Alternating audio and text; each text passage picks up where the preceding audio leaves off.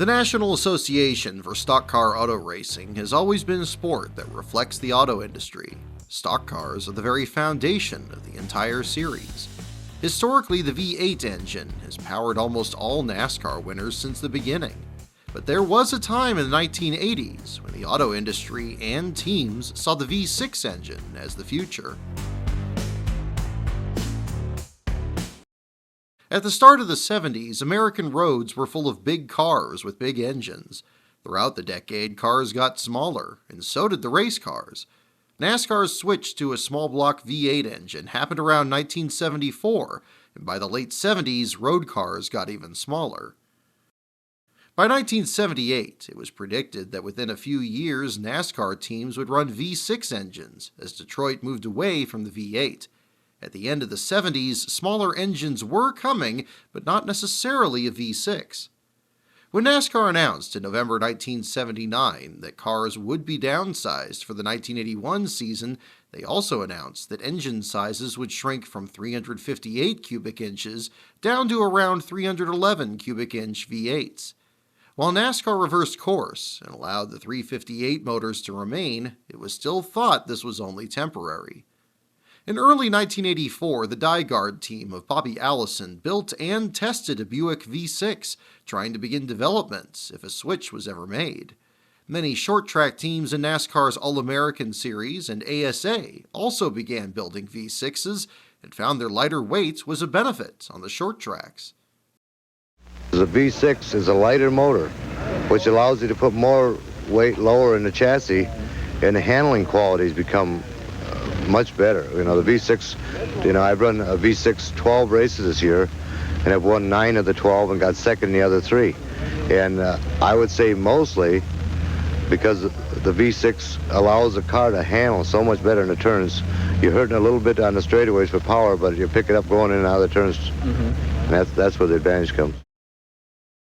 In 1984, speeds rose above 200 miles per hour on superspeedways, and the switch to 311 cubic inch engines were again considered, this time to slow cars for safety. NASCAR executive Bill Gazaway explained that running 311-inch V8s was a good middle step before adopting V6 engines sometime in the future. Somewhere down the road, we're going to run some V6s. The automobile industry is demanding the V6 engine. Going to the 311 first is an intermediate step. We're making such a step so we don't get our feet wet going across the pond, so to speak. As opposed to running restrictor plates, teams were in favor of the 311 motors. Cale Yarborough said, quote, "Drop the cubic inches and everybody slows down.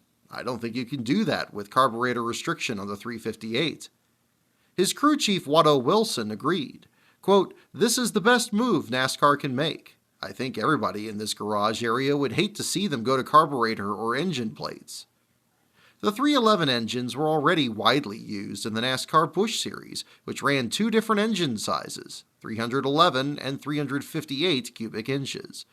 To equalize the competition, NASCAR used a type of balance of performance long before it was called that. Busch Series cars running 311 engines could run 200 pounds lighter than those with the 358. Late model sportsman engines are very similar to Grand National engines, and in fact, in many circumstances, they're even built by the same people. There are some differences, however. Many of the competitors in this league use a smaller engine to take advantage of a weight break. The cars can be lighter. Boy, do they twist them, as much as 8,000 RPM. And keeping these engines together is more of a difficult task than keeping a Grand National engine together, which isn't turned quite as tightly. Well, Benny, the engine situation is a very interesting one. A lot of these drivers are using 311 engines, while some others are using 358s, and the 311s get a much bigger jump coming off of a straightaway, although they rev at a higher RPM, and that's going to be an interesting thing that we'll watch for as the race progresses here this afternoon. A drawback to smaller engines is that they would run more RPMs, which potentially would result in more blown engines. In the 1971 Daytona 500, Dick Brooks drove a Dodge Charger Daytona with a 305 cubic inch engine and said he ran over 10,000 RPMs during the race. While some were concerned that reliability would be an issue, others thought the power would be good as well. Leo Jackson, Benny Parsons' engine builder, said, quote, "I see no problem with the change. I think we'll get 570 horsepower right out of the barn. Most teams get between 590 and 630 with the 358. I think we'll eventually be able to get 600 horsepower out of the 311. But the switch never happened. A main reason was that Ford was unprepared for such a change, while General Motors was. A year later, Ford head of racing Lee Morse reflected on this by saying, quote, "NASCAR did treat us fairly by not going to the 311s last year. Last year, we had no 311 parts or pieces, and the Chevy teams would have had a big edge." While some thought V6 engines were the future for road cars and racing, Ford went in a different direction and developed a four-cylinder engine. They began racing the turbocharged four-cylinder in IMSA prototype racing. The four-cylinder turbo has staged a revolution. To find an 8-cylinder Grand Prix engine today, you almost have to come to a museum. As for road cars, like the Mustang SVO, the intercooled four-cylinder turbo can actually give 4 cylinders the power of 8, if you ask for it. On the other hand, Buick embraced the V6 and invested heavily in racing to prove its strength. Using the stock engine block, Buick engineers developed a turbocharged V6 for IndyCar and IMSA racing, and soon looked to use a naturally aspirated version in NASCAR. For 1985, NASCAR rules put a maximum engine size of 311 cubic inches for the Busch Series, outlawing the 358s. Now was the time for the Buick to enter their 274 cubic inch V6 in the series. It was thought that the Busch Series would be a testing ground for the new engines before entering Cup. Right from the start, the Buick V6 engine performed better than expected. At Daytona, Ron Bouchard led 20 of the first 80 laps before his engine blew. At Indianapolis in May, the Buick V6 took the first 2 starting spots for the 500. But the biggest surprise was the possible end of the Cosworth engine domination. At the end of the first day of qualifying, drivers Pancho Carter and Scott Brayton were asking everybody else, wouldn't you rather have a Buick?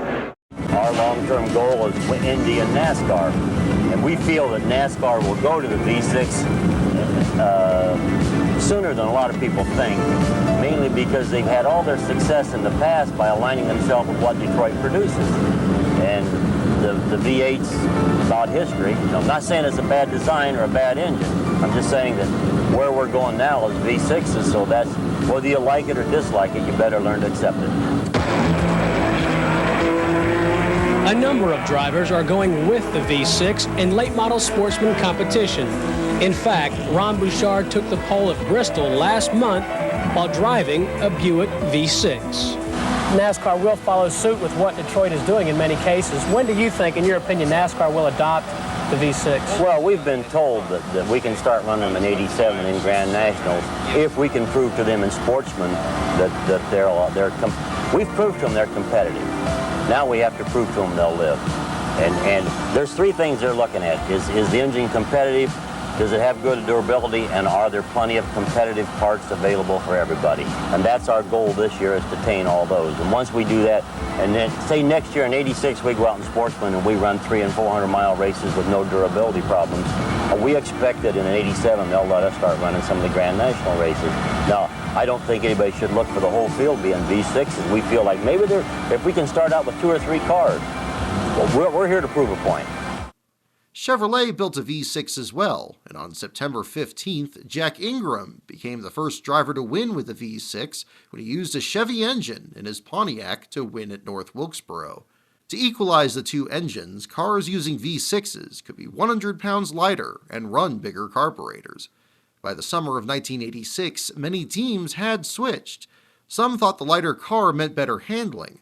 While the rules made the 2 engines equal, many teams built V6s believing they were the engine of the future. You know, casual race fans may not be aware that it looked like in this type of racing, the V8 engine was on the way out. This type of racing dominated by the V6, but yet we got a V8 on the pole. I thought that the V8s were dead. In Daytona, I said the V8s are gone. Jeff Bodine proved yesterday they're not dead. Everyone says the V6 is the engine of the future. Of the 38 cars in today's starting field, 26 of those will carry the potent new V6 engine, 274 cubic inches that packs over 500 horsepower. For one driver who said he'd rather have a V8 is Jeff Bodine. The only problem, the V6s have a little more zip when they get slowed down. That traffic situations might play a big factor today. We don't know how this V8 is going to react, but When the Buick V6 was first developed, engineers said it made 485 horsepower. By 1987, it increased to 530. It was now a matter of lobbying NASCAR to legalize the V6 for Winston Cup and to set rules similar to the Busch Series. While Buick always had a reputation as a brand for older buyers, NASCAR racing was important to attract the younger demographic. Buick executive Joe Negri explained in 1987, quote, "We need to hit these fans when they're young. People don't automatically turn 40 and say, okay, now I'm 40 and it's time to buy a Buick. And I look for Buick to do more with NASCAR racing when NASCAR lets us do more with V6 engines." If you thought Chevy and Buick were close allies because they were both General Motors companies, that would be wrong. Chevrolet controlled all GM V8 technology, and Buick was at a disadvantage within their own company. A 1987 article described the rivalry between Chevy and Buick engineers as sharp and bitter. The V6 was a chance for Buick to stand on its own. Joe Negri explained, quote, "At this point, we can't be a dominant force in NASCAR because Chevy controls the V8 technology. But when NASCAR goes to V6s, that could change." For 1988, Buick redesigned the Regal as a very aerodynamic car and tested both the V8 and V6 in the car. With the V8 now needing restrictor plates to slow it on super speedways, the V6 was slightly faster without restriction. If Buick had their way, the new Winston Cup Regal would be powered by a V6 for 1988, but NASCAR wouldn't approve the V6, and Buick placed the blame for that on Ford, which was still slow to build a V6, meaning NASCAR was slow to adopt it as well. Buick engine man Jim Ruggles said, quote, "Up until now, whenever we've talked to NASCAR about V6s in the Winston Cup series, the standard answer has been, we're waiting for Ford to develop a V6. What incentive does Ford have right now?" By the middle of 1987, Ford was continuing to develop the engine, a program led by Ernie Elliott and Robert Yates. Ford had been successful with the V8 and didn't have an interest in V6s. NASCAR didn't believe in legalizing the V6 for Cup until all manufacturers developed one and could use it if they wanted. Finally, the Ford V6 debuted in Busch in 1988, although it was underpowered. At 450 horsepower, it was similar to what Buick had 3 years earlier. At Rockingham in March, Mark Martin drove a Ford V8 to win in the Busch race, while the new V6 was raced by Kyle Petty. With General Motors and Ford now finally having V6 engines, NASCAR finally told teams in March of 1988, V6s are legal for Winston Cup. For many people, it was believed this would take time to develop before teams would try an unproven engine. But unexpectedly, Morgan Shepherd instantly entered a V6 Cup car at Bristol. Morgan had left his Tom Winkle-owned team after 3 races and began entering his own Cup car. By this point, he had run out of fresh V8 engines, but had plenty of V6s from his Busch team. While NASCAR had rules to level the playing field in Busch, they hadn't yet created any for Cup. The V6 engines would be able to run bigger carburetors than they could in Busch, but would have to run the same 3,500 pounds as the V8s.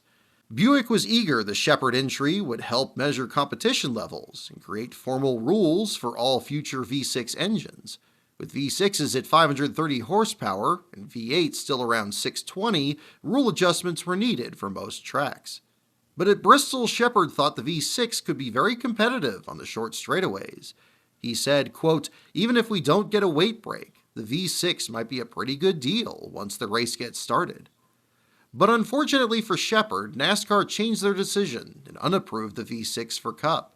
Rival competitors complained to NASCAR that they hadn't been given enough notice that the V6 would be legal. Teams that hadn't been developing V6s would be at a disadvantage if they were the superior motor, and now teams would have to invest in new engines. NASCAR executive Les Richter said about the reversal, quote, "We just had some premature thoughts, and after thinking it out, we've decided we need to think this thing out a little bit more before we start saying yes, yes, yes. So right now, the V6 is in a holding pattern." And unfortunately for the V6, a revival for big engine cars swept through America in the 1980s, and automakers continued building the V8s. As market demand shifted, a V6 engine never again came close to running in Cup.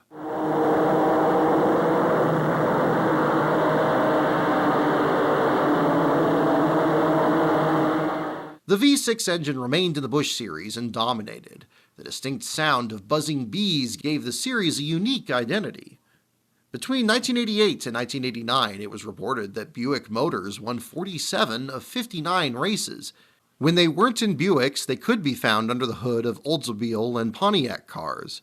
In the 1988 ARCA race at Talladega, Red Farmer used a Buick V6 in his Chevy Monte Carlo to win. But as the 90s arrived, General Motors sales slumped, and budgets were looked at even closer. As Buick and Oldsmobile appealed to a more upscale market where racing wasn't important, their motorsports programs were cut to save money. Buick left NASCAR after 1991. As they were the driving force behind V6 engines in NASCAR, the sport saw less interest in keeping them around. In late 1993, NASCAR announced the end of the V6 in the Busch Series. Beginning in 1995, teams could either run a V6 or V8, and in 1996, a V8 was mandatory. In addition to making Busch racing closer to Winston Cup, V6 engines were more expensive to maintain. Bobby Labonte said at the time, quote, "I could build 3 V8 engines for what it costs to maintain just one V6 this year." For Joe Nemechek, the biggest difference was losing the buzzing bee engine noise, saying, quote, "I know they sound like real race cars again." NASCAR has always been a close reflection of the auto industry, and the V6 development of the 1980s is a prime example. And if V6 engines became popular again, they could always return to the high banks of America's most popular motorsport.